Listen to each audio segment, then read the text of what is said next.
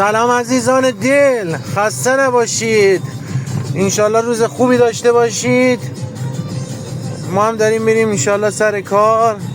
البته سر کار بودیم، داریم برمیگردیم که باز یه چیزایی رو برداشتیم، داریم دوباره برمیگردیم. شروع به کارمون زودتر از این حرفا بوده. امیدوارم که حالتون خوب بوده باشه. گفتم این حالو باهاتون در اشتراک بذارم. با ما همراه باشین امروز. ممنون از شما.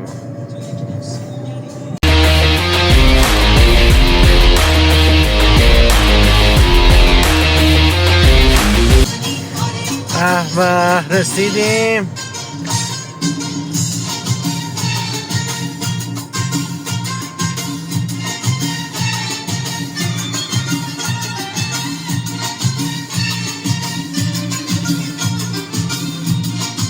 بیام نودلیدوارمون، بریم دور بزنیم، بیام جلوی نودلیدوار.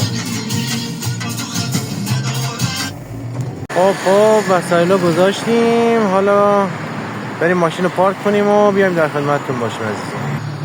ماشین رو پارک کردیم، پیش به سوی یه روز پرکار عزیزان. الهی به امید تو. خشخش برگ خزانم که شروع شده. امیدوارم از این زیبایی شما هم لذت ببرید، از این برگریزان پاییز. حس خیلی خوبی داره، خیلی حال و هوای قشنگیه. یک جاده رویایی. با ما همراه باشید.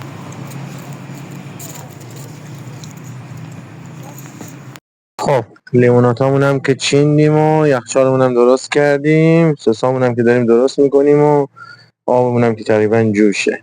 در خدمت شما عزیزان، تشریف بیارین، قدمتون روی چشم. خب اینم از آماده شد. این از سس چدار خوشمزه، آلفردوی خوشمزه، ذرتای خوشمزه و قارچامون. اینم از چیلیتای قرمز. اولین سفارش مشتری رفت دست با ما همراه باشید. مشتری عزیز آماده شده. اینم اون یکی دیگرش.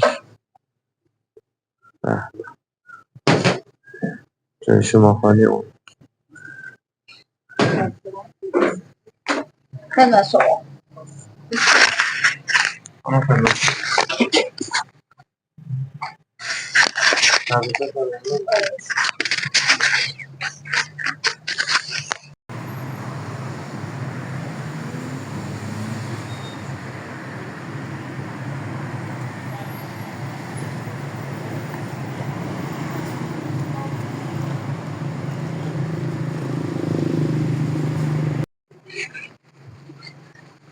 گفتم از 2 تا نودل براتون فیلم بگیرم عزیزان.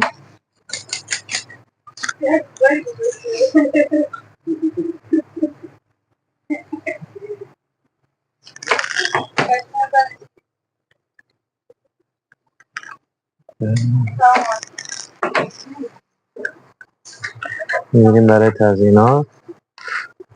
خانم هم قارچ و ذرت روش بریزم، آبیشن هم بزنم. سلام خانم.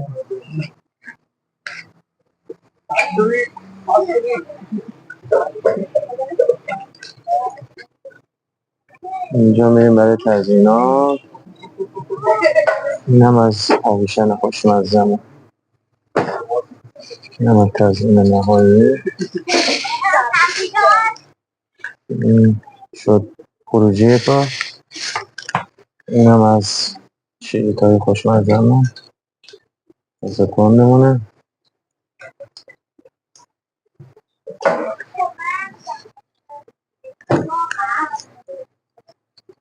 جای همتون خالی. اینم خروجی کار. امیدوارم خوشتون اومده باشه.